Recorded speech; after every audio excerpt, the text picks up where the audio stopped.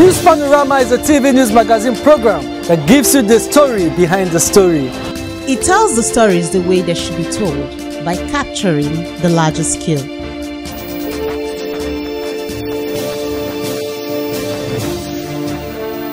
It deals with people's deep feelings on issues that, when brought to the fore, ultimately educates, informs, and entertains. News Panorama. Capture the larger scale. Recent fuel scarcity in Nigeria has led to a drastic increase in transportation costs, forcing many citizens, particularly the poor and middle class, to work and significantly increasing the cost of living. The scarcity disrupts business operations, reduces productivity, and exacerbates inflation, as higher energy and transportation costs are passed on to consumers. It also causes widespread of social unrest, difficulty in accessing essential services due to unreliable power from generators, and further highlights Nigeria's reliance on imported fuel due to poor domestic refining capacity. Agriculture and more are on our lineup this week. It is a must-watch. News Panorama. Capture the larger scale. Welcome and thanks for joining me on the program News Panorama. I am Josephine Efanga. If you've just tuned in, you're watching News Panorama. The Commissioner for Education, Senator Sibinode, has stressed the need for private school owners to ensure their school infrastructure are updated with modern facilities and laboratories to ensure a seamless learning processes. He made this known in Calabar during a meeting with proprietors of private schools to dialogue on the 2025-2026 academic session. The report. Underscoring the importance of adhering to the ministry's academic calendar, he warns that any school found violating these regulations would be sanctioned, noting that uniformity in the academic sector is crucial for quality service delivery and overall development of the state. He further explained that the ongoing digitalization of state examination and results is aimed at curbing fraudulent practices often associated with the registration of students and pupils. Reiterating the ministry's commitment to closing down illegal schools with the governor's approval, Senator Ode affirmed that institutions that fail to meet the minimum requirements will have their approval to operate withdrawn.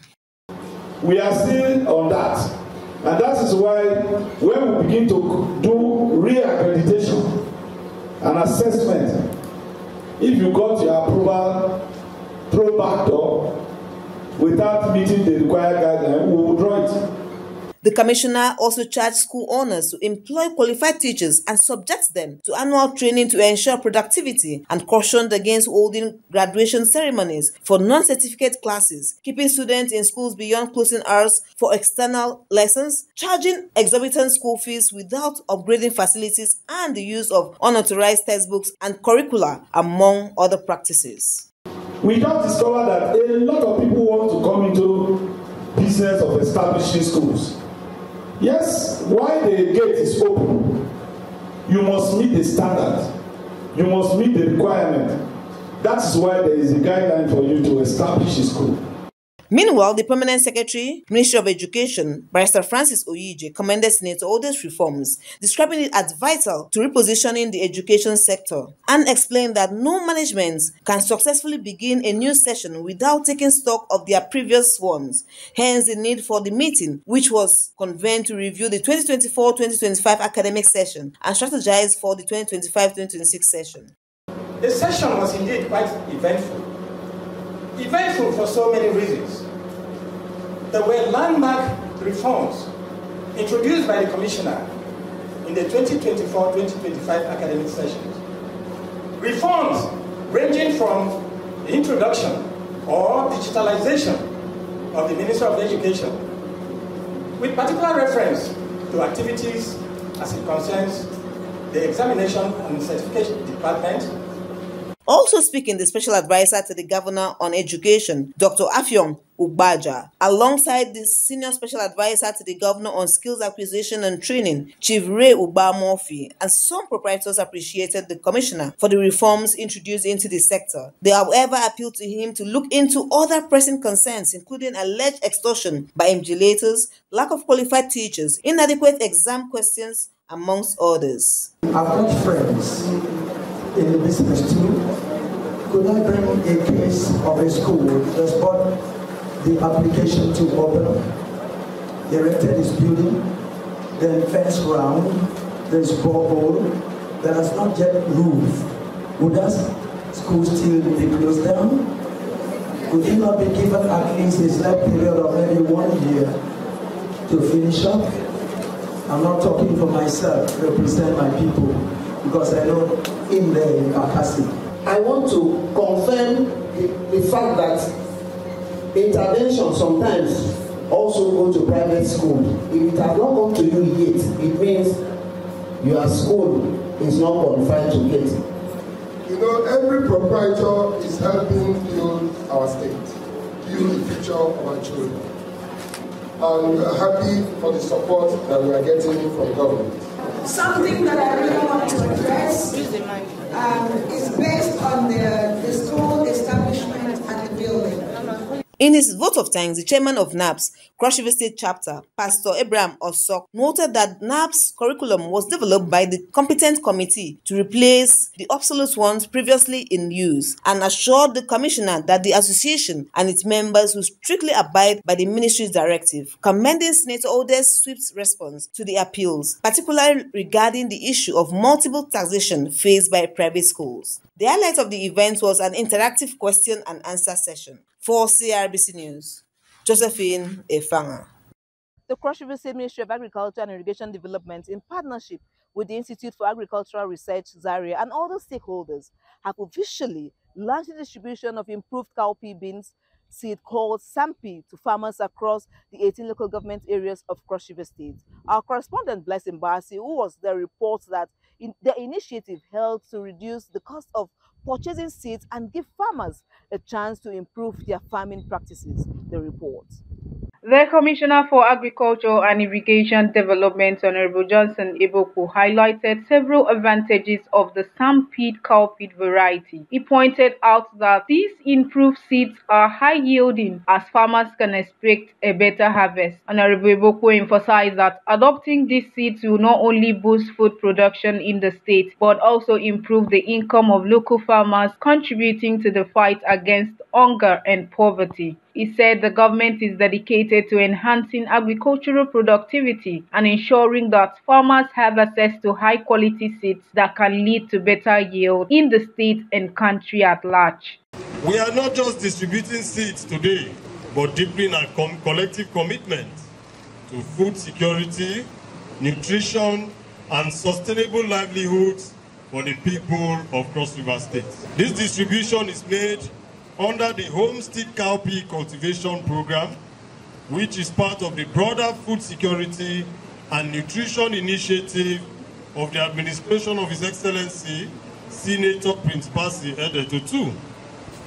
The program was conceived to fill critical gaps in nutrition, especially for children, by ensuring that families can grow what they eat within their premises, backyards, and community spaces. Nigeria today is facing rising food inflation. Cross River State, being geographically at the southern end of the country, often bears higher food prices because of transportation costs added to goods coming from the north.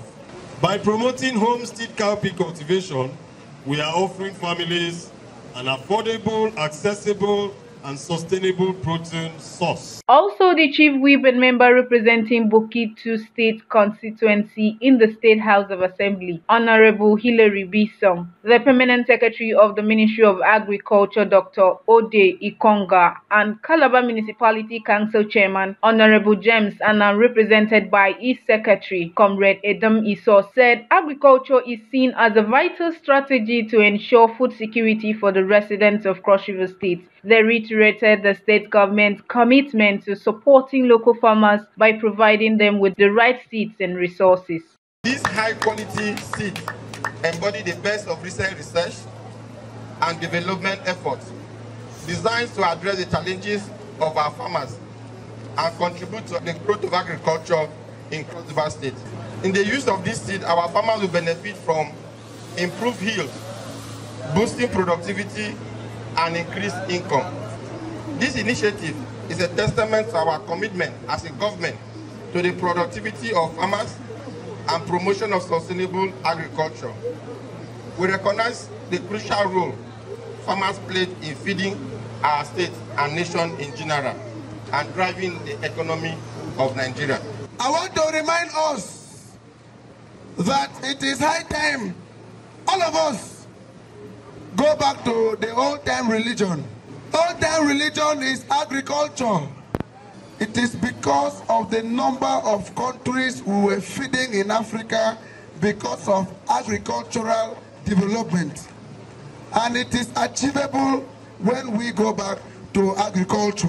Some stakeholders, including the State Nutrition Officer, Mrs. Nkem Obana, State Farmers Beans Association, Mr. Nathaniel Nko, Director Agriculture Services, Ministry of Agriculture, Pastor Ubi Ubana, assured local farmers that the Sampede beans have undergone testing and are well suited for the region's soil and climate. This is one of the Renew Hope projects of His Excellency, the President of Nigeria, which have been cascaded down to our state and been promoted by His Excellency, Senator Edet Bassi, and the implementer as the Commissioner for Agriculture. The importance of nutrition on our daily life cannot be overemphasized. This is an activity that is home-based. By this project, farmers are expected to go and cultivate this cowpea project at their surroundings or their immediate environment. This is creating access to the people. This is creating affordability, because by the time this moves all around, people will no more be bringing in beans from the north. It's a laudable initiative, and we want to congratulate Cross River State as a whole for this move. This is the best season for that, because you're cultivating it and harvesting it during the dry season. And you can do it 3 times in a year. Our struggle to get beans from the north will soon be a thing of the past. As you see it, is resistant to pests and to diseases.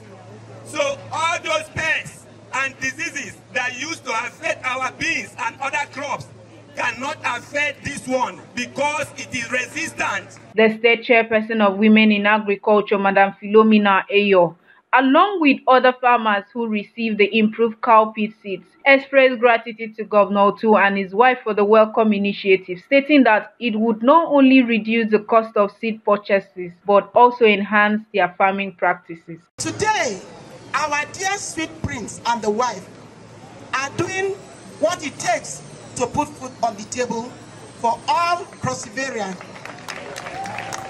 The women are ready to go to farm for us to have this first input.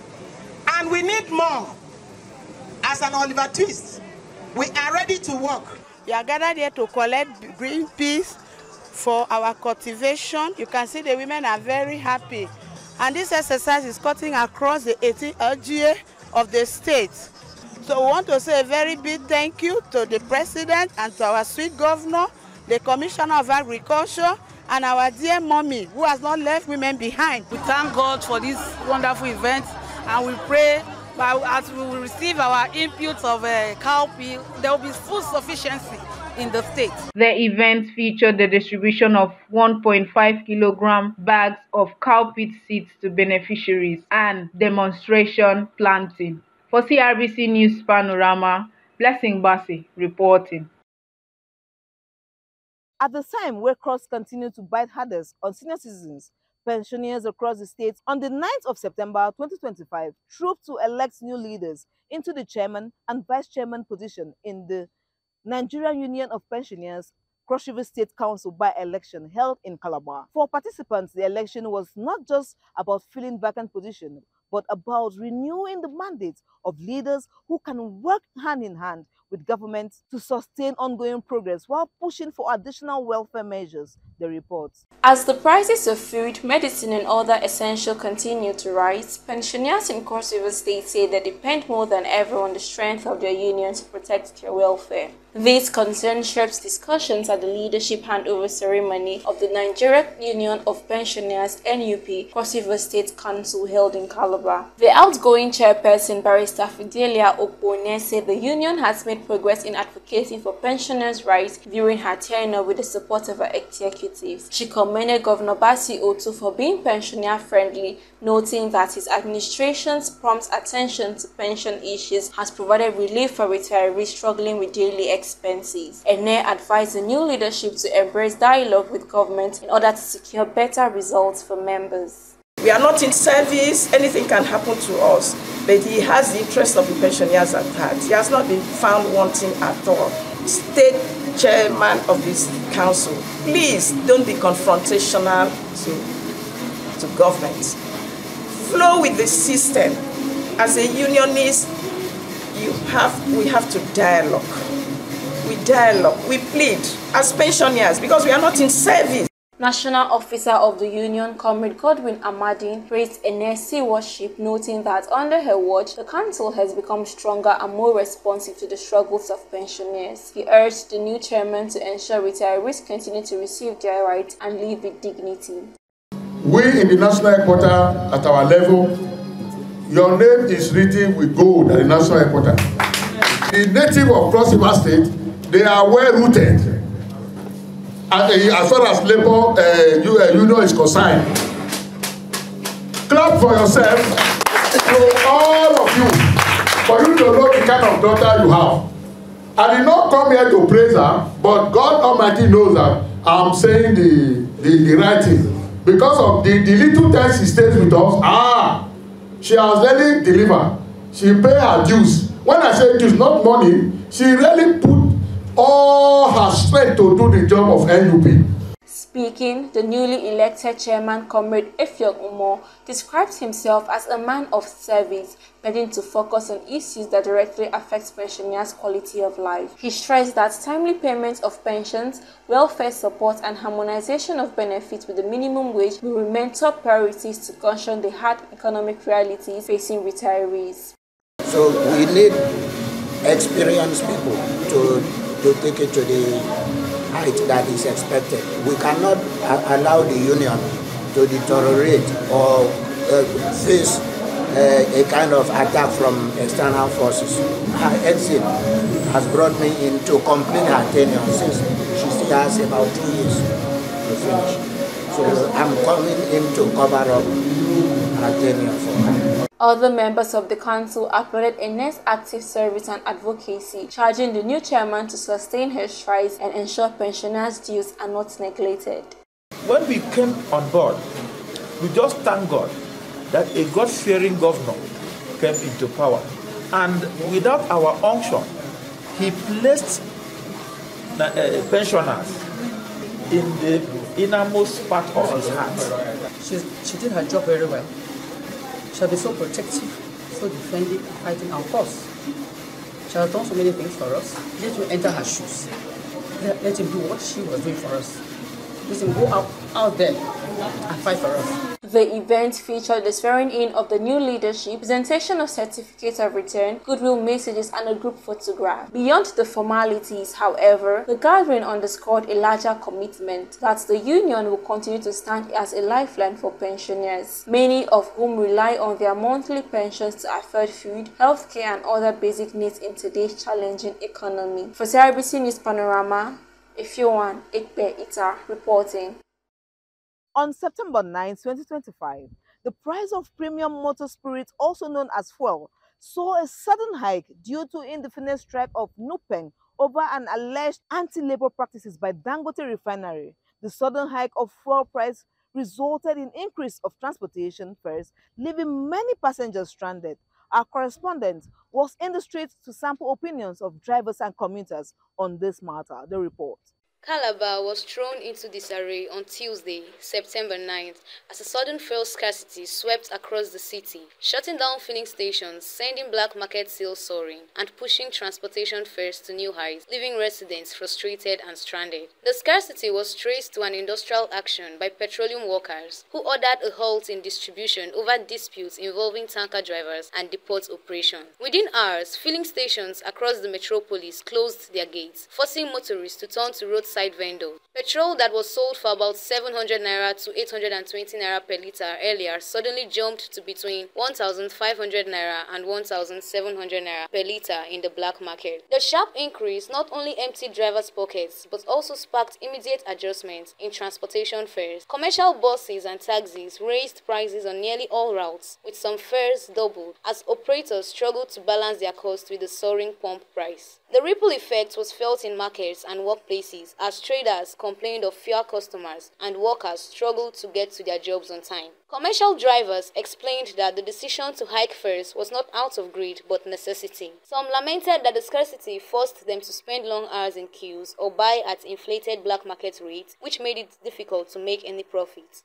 Yesterday, we didn't disturb a lot of us as we couldn't get fuel, and we bought a fuel at the black market, which 1 liter cost 2,000 naira. But we thank God. After that yesterday, today it's okay. We get that we were carrying 5,000 now. Yesterday we were carrying 2,000. Each Uber they were carrying 10,000 from 7 or 2,000 we were carrying before.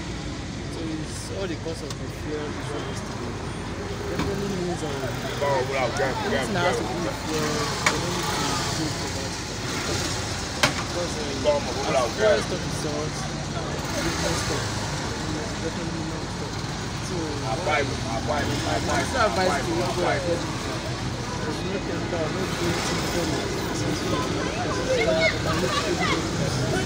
What I saw was that they took advantage in order to make more money. Okay? And thank God this morning I heard the fall of the stock.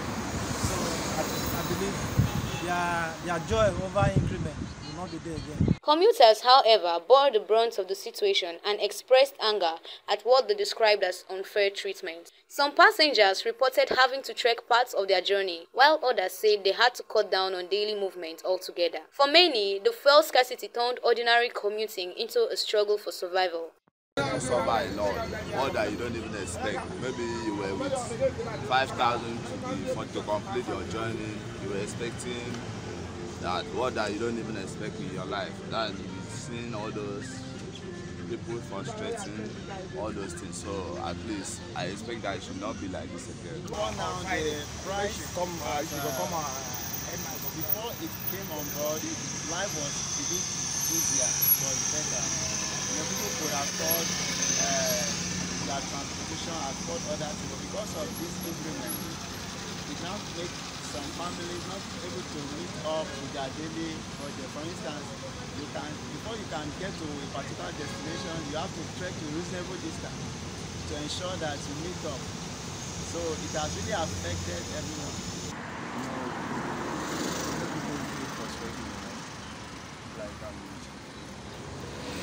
Not like before. The initial price was not even good at all. So using it more is very complicated.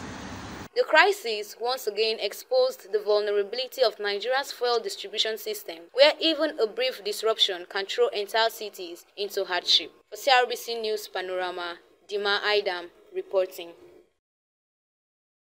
That is all we have on our lineup this week. We hope to be back same time next week. To keep a date with us, I am Josephine Efanga. For updates and engagement, follow us on our official social media platforms, Facebook at CRBC X, formerly Twitter, Instagram, and TikTok at CRBC Online, YouTube at CRBC New Media, WhatsApp on 090-377-87474. Again, 090-377-87474. We look forward to connecting with you.